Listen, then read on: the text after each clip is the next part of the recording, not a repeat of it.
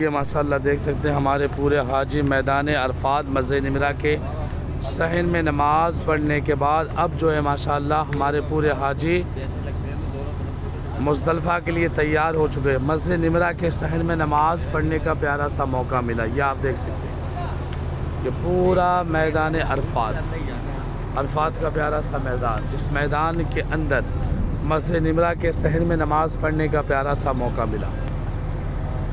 माशाअल्लाह हमारे सुल्तान भाई और माशाअल्लाह ये पूरे हाजी अब अपने बस में बैठने जा रहे हैं ताकि आगे की जो ज़ियारत है माशाअल्लाह हम पूरी मुकम्मल ज़ियारतें कर सकें। ये देखें सामने ये हमारी बसें मौजूद हैं और माशाअल्लाह ये पूरे हाजी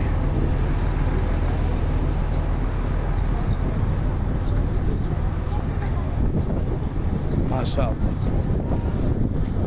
ये आज का मौसम